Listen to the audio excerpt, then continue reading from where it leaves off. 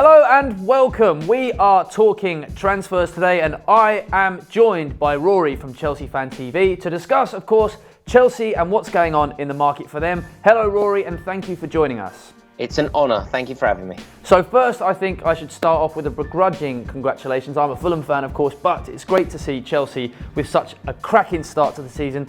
How's it all going for you? Are you enjoying yourself? Oh yes, it's been a wonderful start, something that we didn't anticipate. You know, when a new manager comes in with a new blueprint and a new system and style of football, you can't expect to hit the ground running like this. So it's incredible work from Sarri and the squad. And yeah, feeling really, really upbeat. I feel like, maybe this is just the pessimist in me, I feel like we've slightly papered over the cracks. We aren't quite as solid as our league position would suggest. But yeah, overall, can't complain at all. Really, really pleased. Well, it's interesting to hear you say that because I think a lot of neutrals are thinking that Chelsea are absolutely flying, but you're not completely satisfied with things at the moment. Do you think you can get better still? I am really satisfied. I just don't think we're as good as other people seem to think we are. I think that we're actually quite a porous team. I suppose the obvious case study to use here would be what happened against Arsenal. We played very well against Arsenal. We got the win. I was ecstatic. Marcos Alonso, one of my favourite players, sweeps in a winner against one of your local rivals. I'm from North London. Lots of my family are Arsenal fans. It was perfect for me. So you got the bragging rights? I got the bragging rights. And yeah, I was celebrating on the King's Road and I was over the moon. However, you know when the euphoria dies down and you analyse a game, you suddenly think, God, Arsenal could have scored 5 in that first half. And you start to realise quite how easily a side are cutting through you. And due to it being Arsenal, you know, they were quite wasteful that day. It meant that we got away with it. But I'm quite worried. You know, when we come up against City, Liverpool. Yeah, exactly. I feel like we could be on a hiding waiting to happen.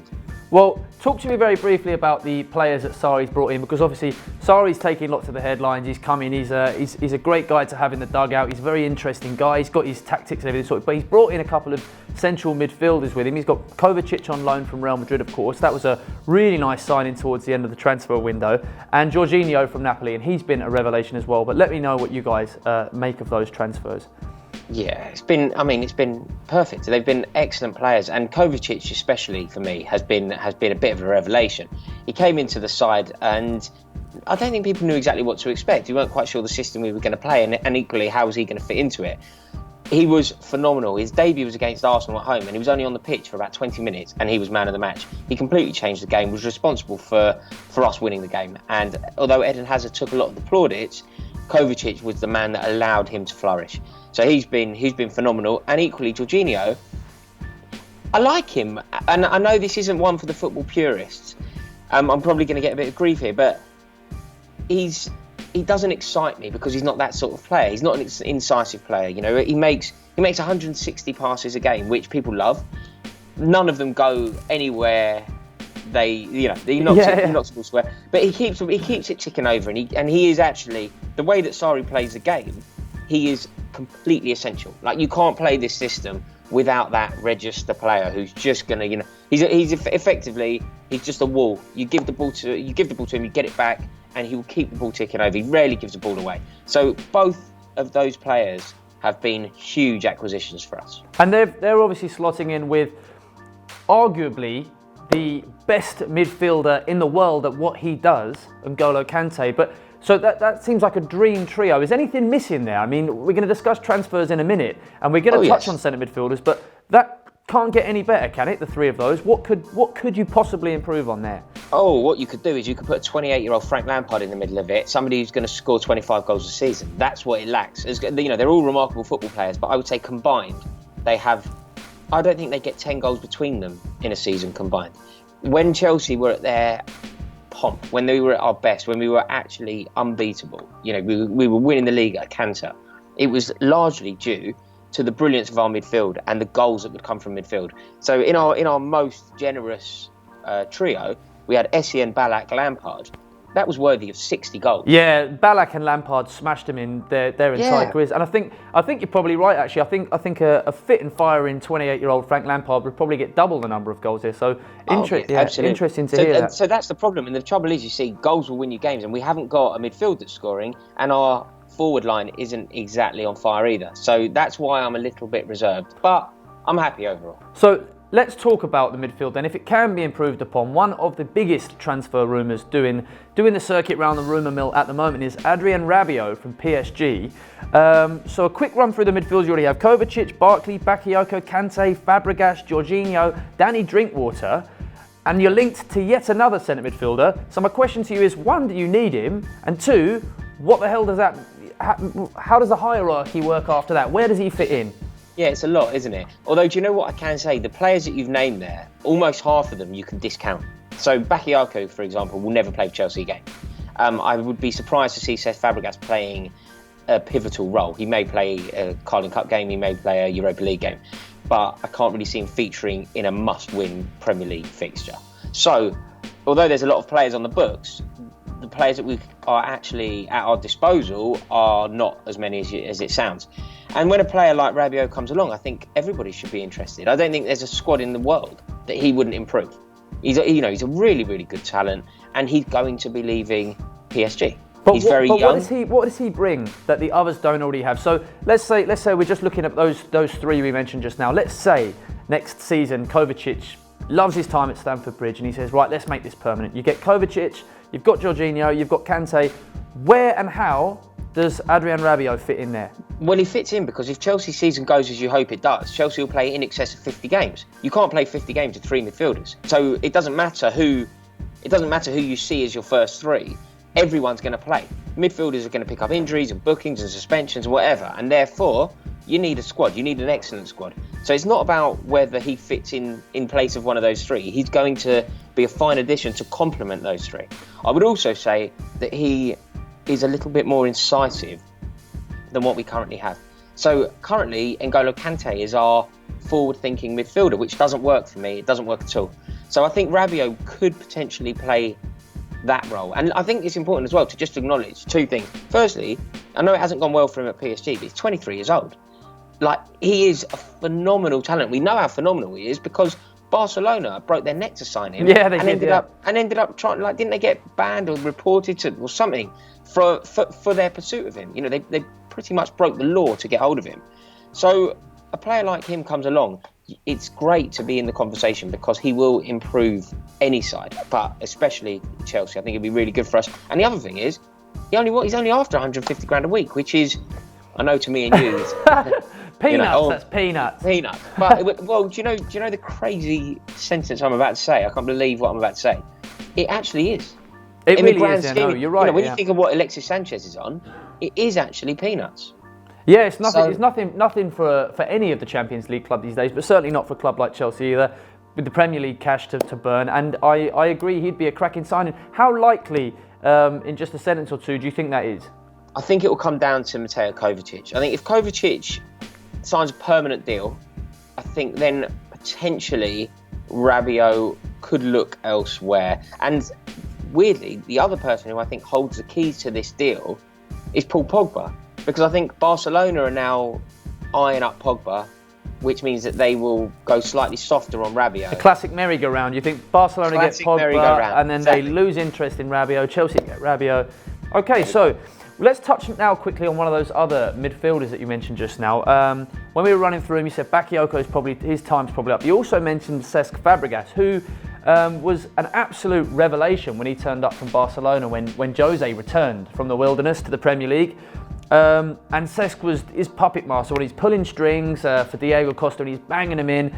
And it looks a little bit as if time's caught up with Cesc. And also with Sarri coming in and the way he wants his players to sort of run and bust a gut and press, do you think it's game over for Cesc? Is he too old and too tactically, I don't want to say inept, but ill-disciplined perhaps? I don't know if he's ill-disciplined because I think he tries to implement what he's told, but I just don't think he has the minerals for it anymore. And yes, I mean, I think the simple answer to this is yes. His time, certainly at Chelsea, but I would go a step further and say his time in the Premier League is done. I think he's been an incredible servant to the Premier League. I think he's won everything. He's won everything there is to win. And I think he'll look back on an incredible career that started when he was a kid taking his GCSEs. So it's been great. But I think that his time at Chelsea is up now, and I can never see him featuring in a game of significance. And also the other thing is, I think even when Fabregas is 27 years old, his game was perfectly suited to the Italian style of football. So if he can go out there now, I think he could really control the tempo and actually have a bit of a second wind in his career. I could see him doing really well out there. Well, you see a lot of the time these sort of ageing playmakers get a sort of second wind. Like Serie A. Yeah, exactly. Yeah, and players get together. Wesley Sneijder at Inter Milan. You're never the quickest playmaker, but he was absolutely fantastic again for the Jose Mourinho famous treble-winning squad because it is a league that you need slightly less pace in. So if he does go, I'll actually join you, Chelsea player or not, in wishing him the very best because, as you say, 16 years old, he was playing for Arsenal, pulling strings, fantastic servant. And it would be a shame to see him go, wouldn't it? Yeah, look, I mean, I will forever look at him as an excellent player and somebody who did very well at Chelsea. I do think that he needs to go now because there were times last season when the game was passing him by, and you know, it kind of tarnishes your memory slightly. Yeah, it's better to get out on your own terms, exactly. Than be pushed. Let me ask you about another player who's also linked to a move to Italian football, back to Italian football, I should say. Things haven't really worked out for poor old Morata, have they? I mean, when he first came to the Premier League, I think he scored a couple of goals on his debut. He had a brilliant first half of the season, and since then, A, what's happened, and B, is his time in the Premier League up? I hope so. You want him out? You want him gone? Yeah. I really hope so. I try to be really patient with him, but I just find him one of the most infuriating, frustrating players. What's happened though? What's happened? Because I mean, you must have been thrilled when he first showed up. He really did look the business. Do you know what? I was pleased with the way that he played, but I knew immediately that he was no Diego Costa. Yeah. So he was trying to fill a hole in my heart that was shaped like Diego Costa, and he was never the man to do it. So look. It's very easy to point to the facts about him. You know, he's won 2 Champions Leagues and whatever. But I think the bottom line, watching him every week, is he's a massive wet lettuce. Yeah. That's the best way I can describe him. He's a very beautiful man who is beautiful, but he's a wet lettuce. But he's a wet lettuce. He's got no fight. You know the stuff that you can't teach. You know the stuff you can't make somebody a fighter. You can't. Yeah.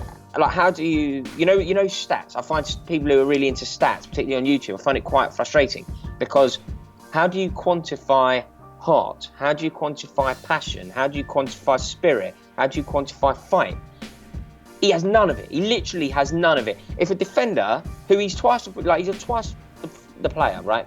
Morata has twice the skill, twice the nous, twice everything than this defender. But if the defender wants it, if the defender's going to go through the back of him, Morata's scared. He's scared and he's got no courage and he's got no spirit, and I want him out of Chelsea Football Club. And I'm going to get so caned for saying it like that, aren't I? I think you're going to be fine because I think a lot of Chelsea fans will probably, maybe not so aggressively be up for him leaving, but I mean, I do think a lot of Chelsea fans will share the sentiment. Obviously, going from one player to another is always kind of tough, but when one of them's Diego Costa, you know, they're really. But do you know what? It's not only about the ability, because like I'm from a generation where I've watched some terrible football players play. I mean, way worse than Alvaro Morata, but I loved them because they tried so hard and they fought for. Like, Alvaro Morata is obviously a better football player than Mark Stein. Yeah, of course. But I obviously prefer Mark Stein because Mark Stein would put his head into a challenge where somebody else wouldn't put their boot. Morata won't put his boot where someone else will put their head. Yeah, he's just not up for it. He's just not up for it, and he moans at the ref. He's always on the floor. Just not for me. And our lack of goals this season is a real worry for me.